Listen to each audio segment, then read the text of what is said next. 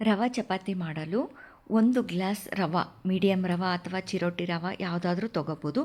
ಅದಕ್ಕೆ 1.5 ನೀರು ಅಳತೆ. ಅದನ್ನು ಚೆನ್ನಾಗಿ ನೀರು ಕಾಯಿಸಲು ಬಿಡಬೇಕು. ಅದಕ್ಕೆ ಹಸಿ ಖಾರ ಪೇಸ್ಟು, ಉಪ್ಪನ್ನ ಆ್ಯಡ್ ಮಾಡ್ಕೊಂಡಿದ್ದೀನಿ. ಒಣ ಖಾರನೂ ಹಾಕ್ಕೋಬೋದು. ಈ ಥರ ಚೆನ್ನಾಗಿ ಉರಿ ಬಂದ ನಂತರ ಒಲೆ ಸಣ್ಣ ಇಟ್ಕೋಬೇಕು. ಹಿಟ್ಟನ್ನೆಲ್ಲ ಆ್ಯಡ್ ಮಾಡ್ಕೋಬೇಕು.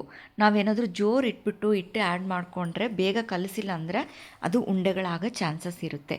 ಈ ಥರ ಮಾಡೋದ್ರಿಂದ ನಮಗೆ ಕಲಿಸ್ಕೊಳ್ಳೋಕ್ಕೆ ಈಸಿ ಆಗುತ್ತೆ, ಯಾವುದೇ ರೀತಿ ಉಂಡೆಗಳಾಗುವುದಿಲ್ಲ. ಇದು ಜಸ್ಟ್ ಲೈಕ್ ಉಪ್ಪಿಟ್ಟು ಥರ. ಉಪ್ಪಿಟ್ಟು ಯಾವ ಥರ ಬರ್ತಾ ಬರ್ತಾ ಗಟ್ಟಿ ಆಗುತ್ತಾ ಹೋಗುತ್ತೆ, ಇದು ಅದೇ ಥರ ಆಗುತ್ತೆ.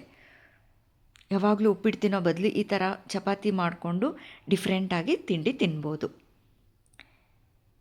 ಇದು ಇವಾಗ ಚೆನ್ನಾಗಿ ಆರಿದ ನಂತರ ಸ್ವಲ್ಪ ನಾದ್ಕೋಬೇಕು. ಬಿಸಿ ಇದೆ, ಸ್ವಲ್ಪ ತಣ್ಣೀರನ್ನ ಆ್ಯಡ್ ಮಾಡಿಕೊಂಡು ಚೆನ್ನಾಗಿ ನಾದ್ಕೊತಾ ಇದ್ದೀನಿ. ಅಂಚು ಬಿಸಿ ಮಾಡ್ಕೋಬೇಕು. ಚಪಾತಿಗಿಂತ ಇದು ಸ್ವಲ್ಪ ಜಾಸ್ತಿ ಉರಿಬೇಕಾಗುತ್ತೆ. ಚಪಾತಿ ಅಷ್ಟು ಫಾಸ್ಟಾಗಿ ಬೇಗ ಬೇಗ ಬೇಯಲ್ಲ. ಇವಾಗ ಹಿಟ್ಟನ್ನು ಚೆನ್ನಾಗಿ ನಾದ್ಕೊತಾ ಇದ್ದೀನಿ. ಇದು ಒಂದೇ ಸಾರಿ ನಾದಿಟ್ಕೊಳ್ಳೋ ಅವಶ್ಯಕತೆ ಇಲ್ಲ, ಯಾಕಂದರೆ ಬರ್ತಾ ಬರ್ತಾ ಗಟ್ಟಿ ಆಗಿಬಿಡುತ್ತೆ.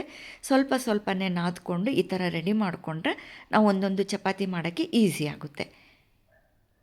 ಇದನ್ನು ಚೆನ್ನಾಗಿ ನಾದ್ಕೊಂಡು ರೌಂಡ್ ಶೇಪ್ ಮಾಡಿಕೊಂಡು ಇವಾಗ ಗೋಧಿ ಹಿಟ್ಟು ಅಥವಾ ಮೈದಾ ಹಿಟ್ಟು ಯಾವ ಹಿಟ್ಟಾದರೂ ತೊಗೋಬೋದು. ಆ ಹಿಟ್ಟಿನ ಸಹಾಯದಿಂದ ನಾವು ಚಪಾತಿ ಹೇಗೆ ತಿಕ್ಕೊತೀವಿ ಅದೇ ಥರ ಈ ರವೆ ಚಪಾತಿನೂ ತಿಕ್ಕೋಬೇಕು. ಚೆನ್ನಾಗಿ ಎಲ್ಲ ಕಡೆ ಹಿಟ್ಟನ್ನು, ಒಣ ಹಿಟ್ಟನ್ನು ಹಚ್ಕೋಬೇಕು. ಇಲ್ಲಾಂದರೆ ಕೆಳಗೆ ಅಂಟ್ಕೊಳ್ಳೋ ಚಾನ್ಸಸ್ ಇರುತ್ತೆ. ಒಂದೇ ಸರಿ ಎಲ್ಲ ಕಡೆ ಜಾಸ್ತಿ ಹಿಟ್ಟನ್ನು ಹಚ್ಕೊಳ್ಳೋದ್ರಿಂದ ಪದೇ ಪದೇ ಹಿಟ್ಟು ಹಾಕ್ಕೊಳ್ಳೋ ಅವಶ್ಯಕತೆಯೂ ಇರೋದಿಲ್ಲ, ಮತ್ತು ಚಪಾತಿ ಮೇಲೆ ಹಿಟ್ಟಿಟ್ಟು ಅನಿಸೋದು ಇಲ್ಲ. ಈ ಥರ ಚೆನ್ನಾಗಿ ತಿಕ್ಕೋಬೇಕು. ಚಪಾತಿ ಥರನೇ. ನಮಗೆಲ್ಲಾದರೂ ಒಂದು ವೇಳೆ ಸ್ವಲ್ಪ ಅಂಟ್ತಾ ಇದೆ ಅಂತ ಅನುಮಾನ ಬಂದರೆ ಆವಾಗ ಒಂಚೂರನ್ನ ಹಿಟ್ಟು ಆ್ಯಡ್ ಮಾಡ್ಕೋಬೋದು. ಬಟ್ ಪದೇ ಪದೇ ಹಿಟ್ಟನ್ನು ಆ್ಯಡ್ ಮಾಡ್ಕೊಳ್ಳೋದ್ರಿಂದ ಹಿಟ್ಟಿಟ್ಟು ಅನಿಸುತ್ತೆ. ಸ್ವಲ್ಪ ಒಣ ಹಿಟ್ಟನ್ನು ಆ್ಯಡ್ ಮಾಡ್ಕೊತಾ ಇದ್ದೀನಿ ಕೆಳಗಡೆ.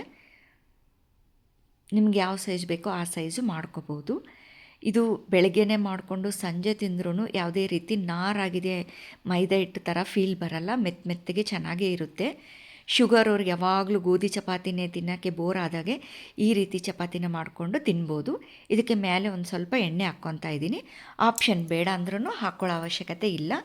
ಎರಡು ಕಡೆ ಚೆನ್ನಾಗೆ ಬಿಸಿ ಮಾಡ್ಕೋಬೇಕು. ಚಪಾತಿ ಹಿಟ್ಟು ಹೇಗೆ ಮಾಡ್ಕೊತೀರ ಆ ಥರ ಎರಡು ಕಡೆ ಬಿಸಿ ಸುಟ್ಕೋಬೇಕು. ಇವಾಗ ಟೇಸ್ಟಿ ರವೆ ಚಪಾತಿ ರೆಡಿಯಾಗಿದೆ.